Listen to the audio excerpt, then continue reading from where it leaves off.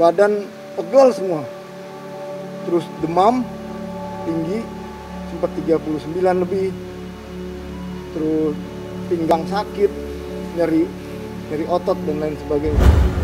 Nah, sempat akurasi oksigen itu pada posisi 83. Kondisi saya itu seperti bernapas di dalam air. Napasnya pendek sekali, pendek dan cepat. Karena akurasi oksigen 83.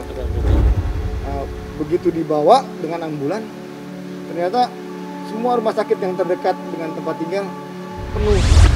Shalom, kembali bersama kami God's Way, jalan Tuhan, jalan yang akan membawa kita mengalami damai, sukacita, kesembuhan dan pemulihan, kesuksesan dan keberhasilan di dalam Tuhan Yesus, terutama hidup yang kekal. Karena Tuhan kita Yesus adalah jalan, kebenaran dan hidup. Bersama saya Joshua Pardoman Simamora dan narasumber kita yang pasti memberkati Bapak Ibu Saudara, bagaimana Pak Roy Martin ini akan mengalami kesembuhan dan juga berhasil menjadi penyintas COVID. Kita akan dengarkan sekitar 3-4 menit ya Pak Roy, bagaimana awal mulanya Pak Roy tahu bahwa Pak Roy ini terpapar COVID, sehingga nanti Pak Roy bisa bersaksi susahnya, sakitnya, sesaknya ketika mengalami sesak napas dan ternyata Tuhan sembuhkan. Monggo Pak Roy, silakan. Baik, shalom semuanya. Sebelumnya itu saya mempunyai penyakit bawaan, yaitu hipertensi. Nah,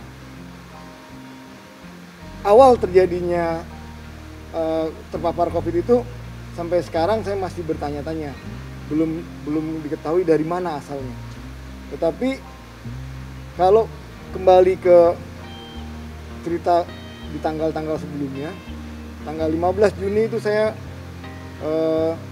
vaksin Sinovac yang pertama.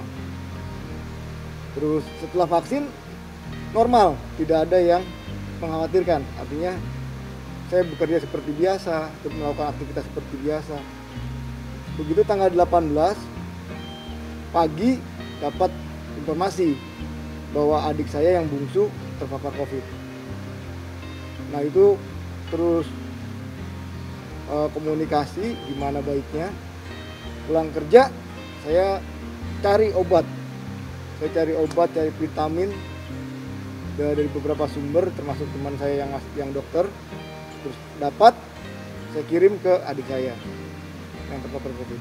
Begitu pulang Jumat malam itu badan pegal semua, terus demam tinggi, sempat 39 lebih, terus pinggang sakit, nyeri otot dan lain sebagainya.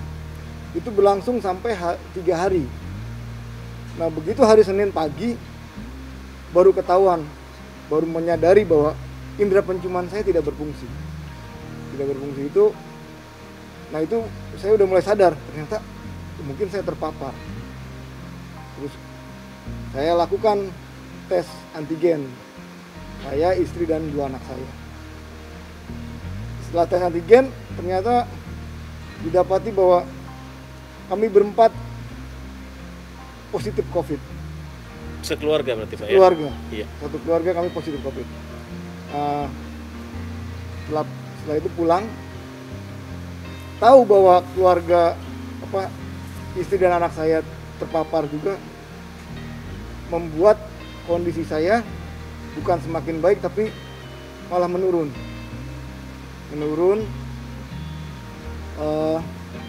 Sakit masih ada, terus tapi dibantu oleh obat yang diberikan oleh dokter tersebut.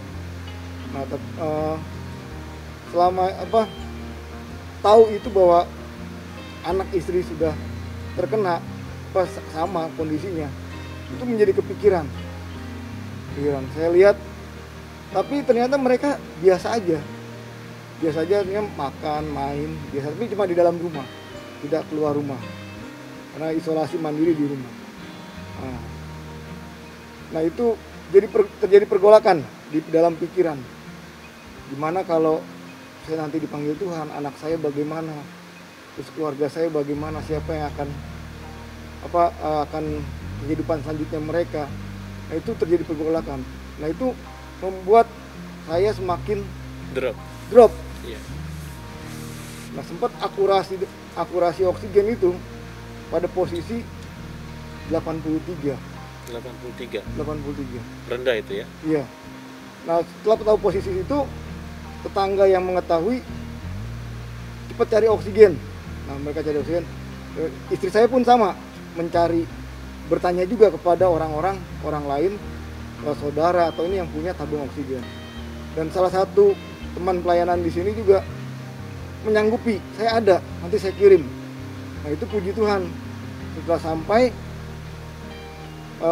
kondisi saya itu seperti bernapas di dalam air. Napasnya pendek sekali, pendek dan cepat. Nah, karena akurasi oksigen 83. Seperti ya itu,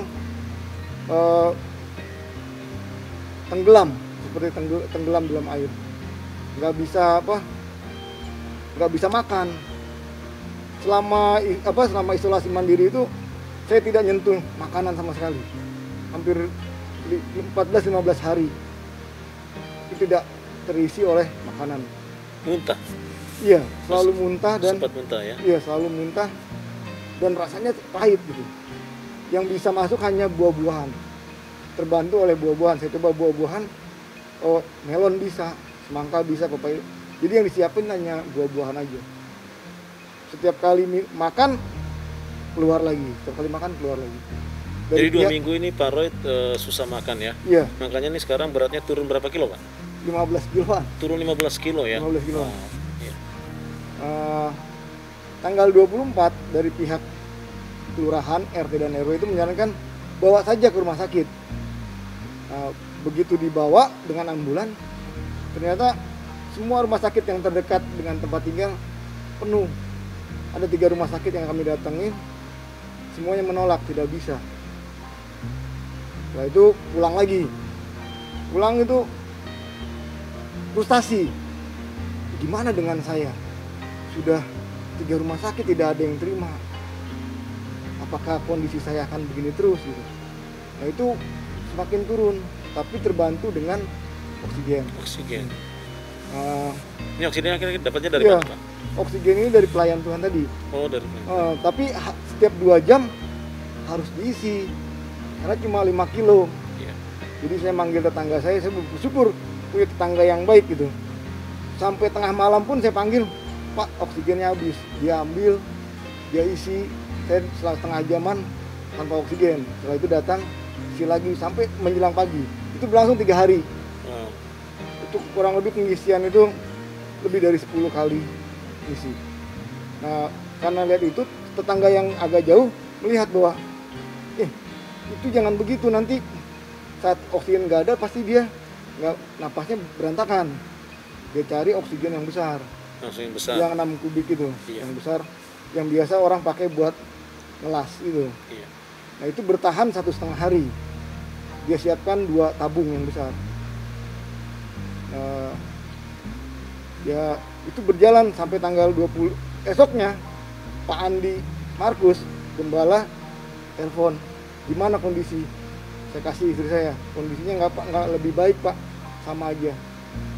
Terus Pak Gembala bilang, tunggu, saya akan coba hubungi Pak Wali Kota. Di mana ada kamar yang ada UGD yang siap menerima.